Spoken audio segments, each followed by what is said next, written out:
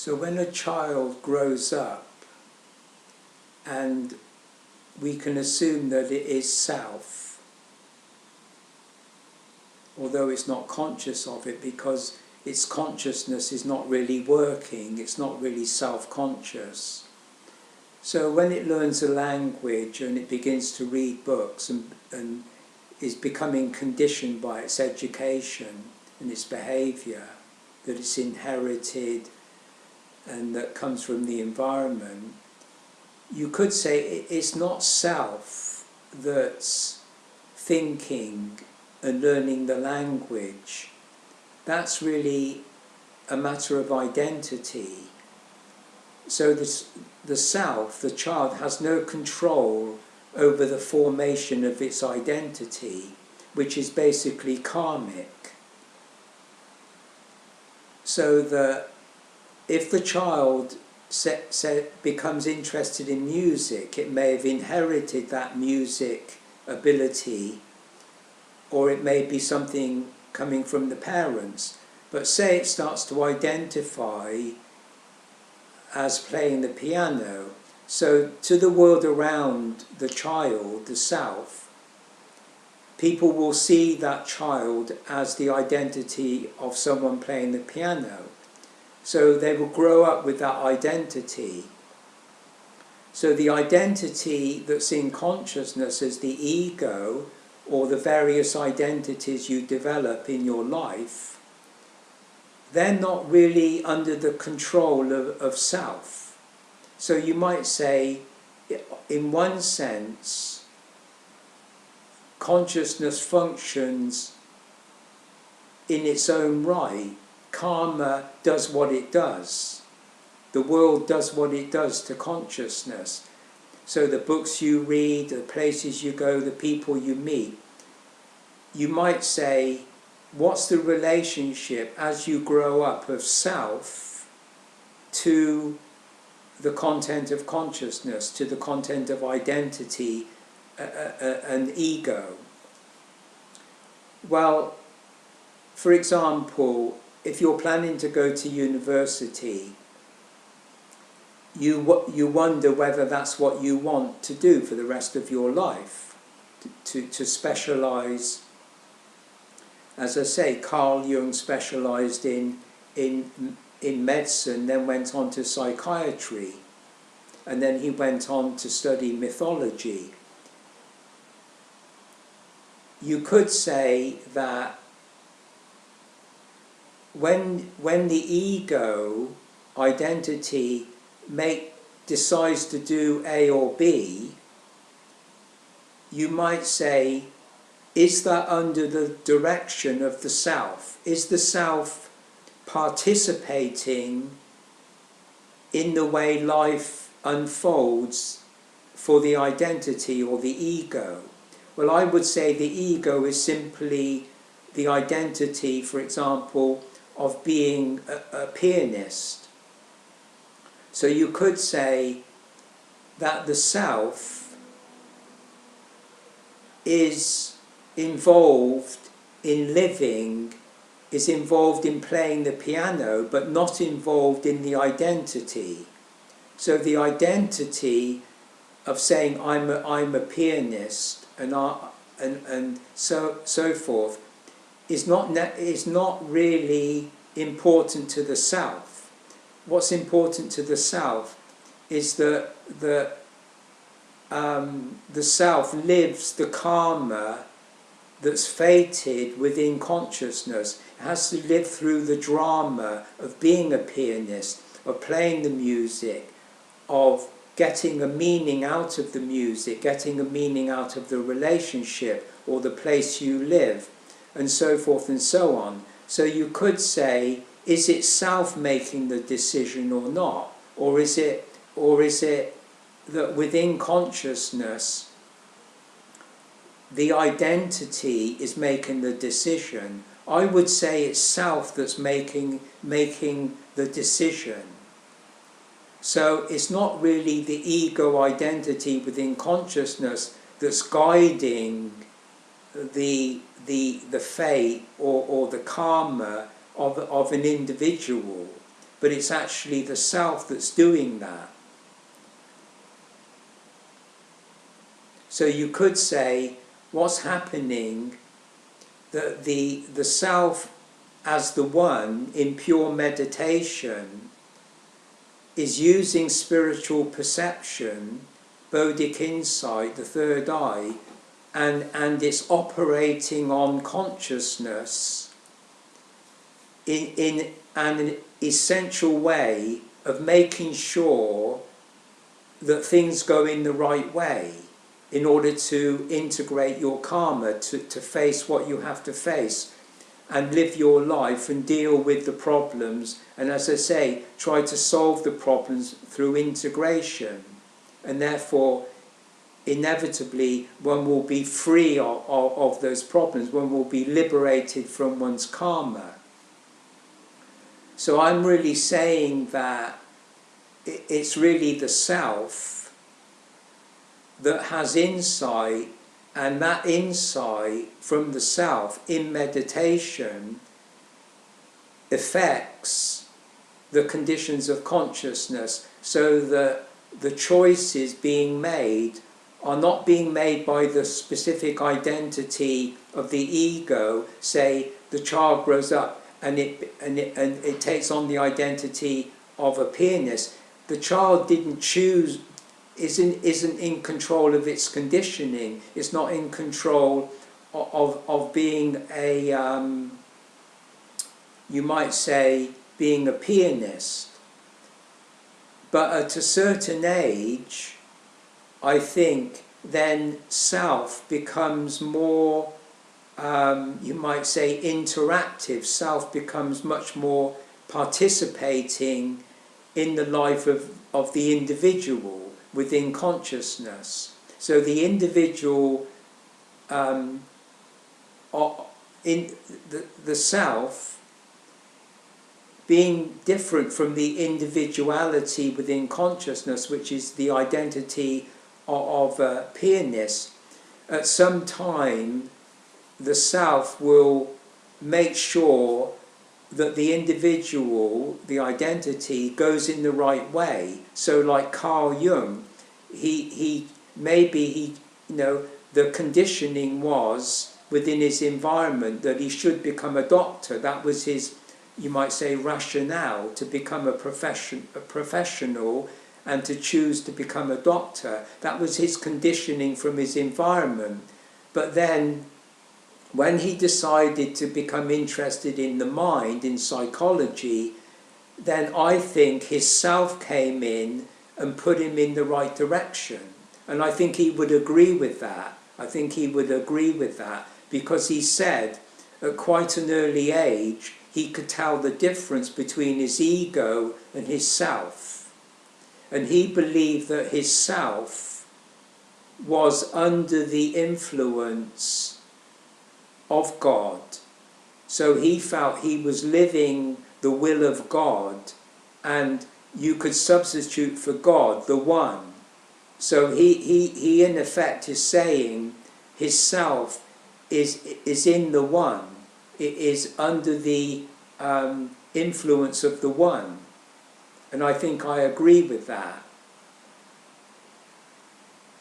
So although within your consciousness you're making decisions all day long, and you have various identities as a mother, father, you go to work and you're a lawyer or a politician, and you like music, you like reading certain books, etc., etc., and you're making choices all the time.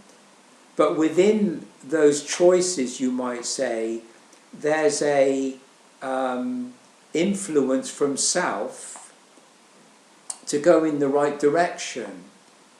So really you could say, although the self isn't in control of consciousness and isn't in control of all the choices that are being made within consciousness, it basically is guiding consciousness. And that's what the work of the archetype would be doing. The archetype would be organizing your life so that you go in the right direction.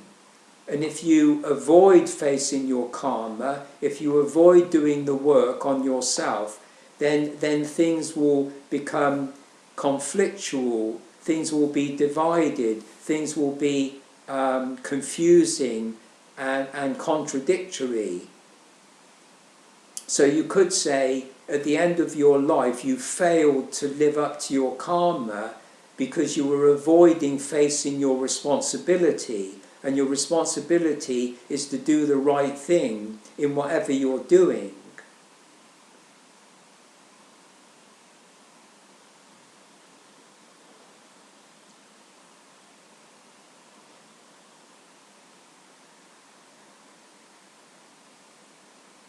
I mean, if you're a pianist and you learn to play a piece of music and you're at the piano and you're playing the music, so you could say there are several pianists that play the same piece of music, but they play it differently. Their interpretation, their feeling, their sense of the music is different. And what each pianist wants to do is to capture the essence of that, of the music, the meaning of the music, the numinous emanation and presence of the music, so people listening to it really feel the music and get it right. That means that the pianist, the identity of the pianist playing the piano, is simply a function. They're just like playing the piano. But the self, using spiritual perception and insight, will try to discern the inner meaning of the music. So it's really self that's doing that, using a spiritual perception, is trying to, you might say, emanate the numinosity within the meaning of the music. So people come away and they're enlightened by the music because they receive the blessing, the grace, or the numinosity of the music. So in a sense, the music is coming out of the meditation of the spiritual perception, and the person listening to the music, their spiritual perception is awakened by the music, or it might be awakened by nature, it might be awakened by reading a sacred text, or it might be from reading poetry. So all the time you're tuning into the essence and meaning of something, you're really using your spiritual perception, and that influences your consciousness to go in the right direction. Even though the content of consciousness, all the different decisions are really habitual and ritualistic.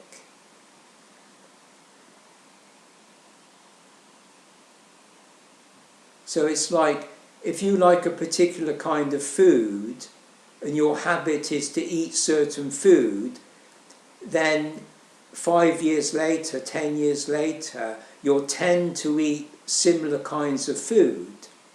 If you're conditioned by your upbringing, you might decide that you like certain food, or you individually decide you like certain food.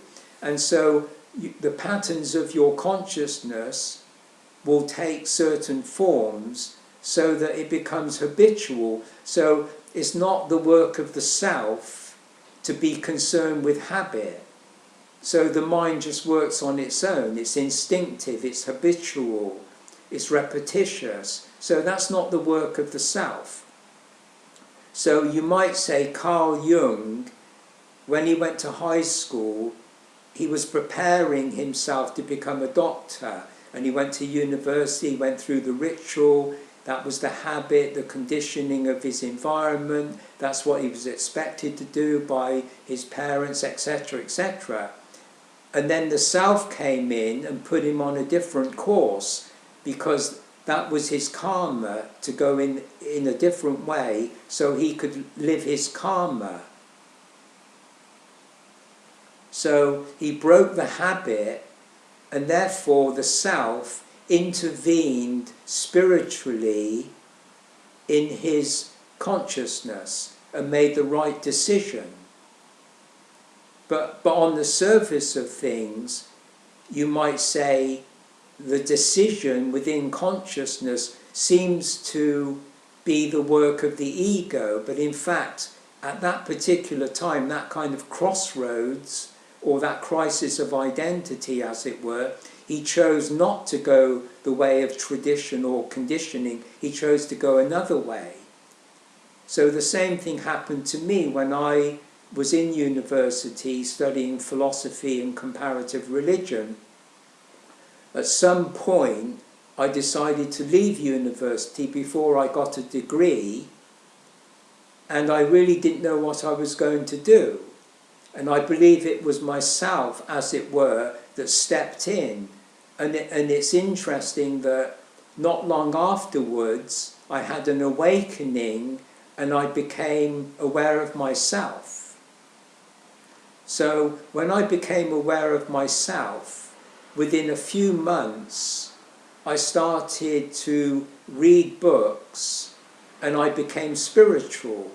But a few months before the awakening, I didn't even know what spiritual meant. I didn't know anything about meditation, anything about Buddhism or anything like that. And then I started meeting people, I started reading books, and I knew that my awakening to my self-nature was spiritual. So I knew that that was my new life, and that's been my life until now.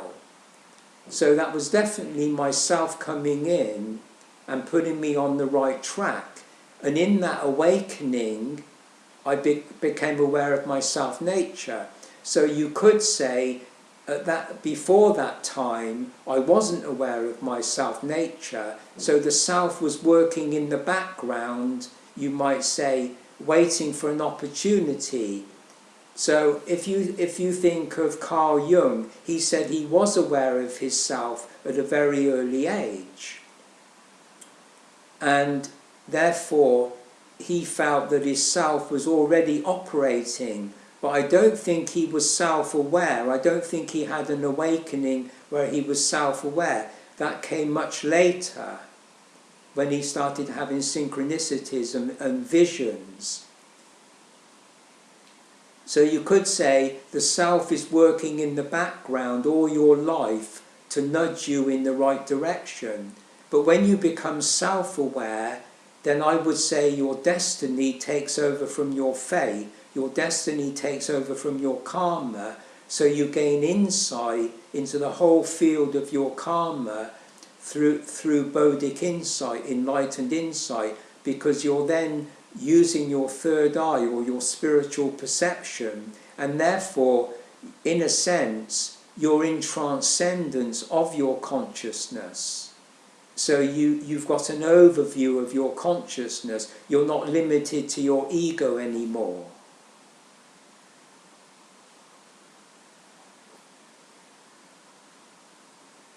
And that's what's important about being awakened to your self-nature.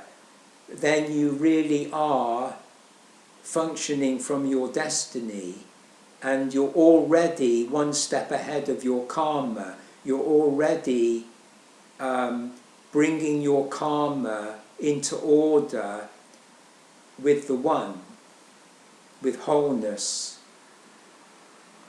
So it's just a matter of going through the process of integration and realizing your Buddha nature at the center of the mandala, which is the Buddha seated in a lotus position with a golden halo and the third eye. The golden halo is the golden circle representing the one, the sunlight one, and the third eye represents the spiritual perceptions or Bodic insight.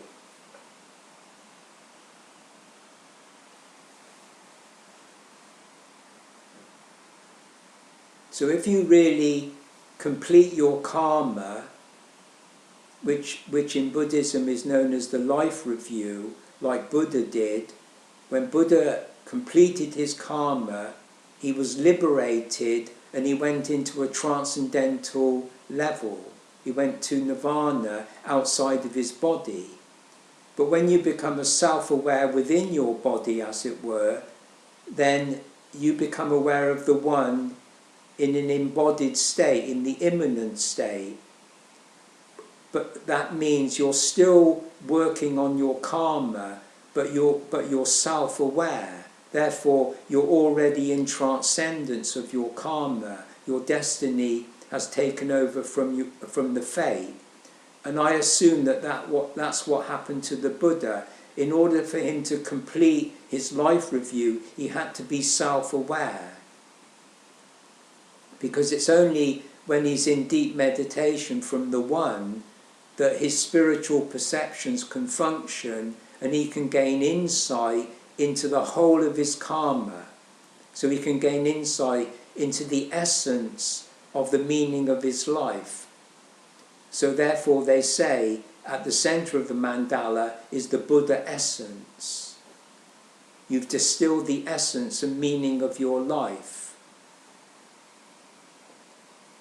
And that would be what would be referred to as the soul or the person.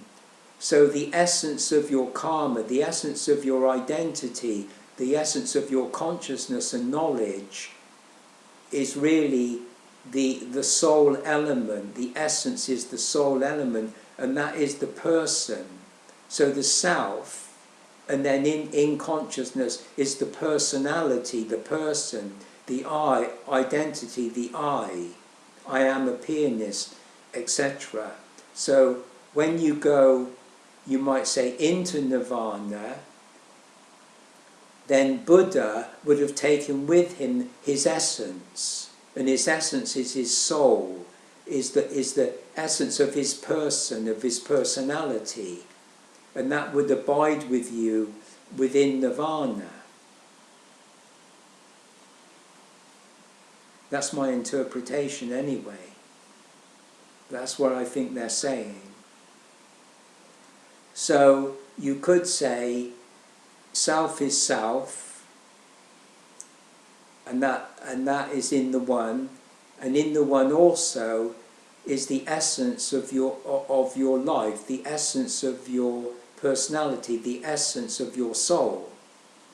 So when you leave this life, like Buddha, before he died, he took with him the essence, and when he that was before he died, and then he came back into his body. But when he actually died, I think he took with him the meaning of his life, the essence. And so you could say, in my own case, the mandala is made up of the gods and goddesses in the four corners, the Buddhism meditation, which I meditated on. Then in the center is your self-nature, is the Buddha nature. So those integrated gods and goddesses become the essence of the Godhead. They become the essence of the Godhead.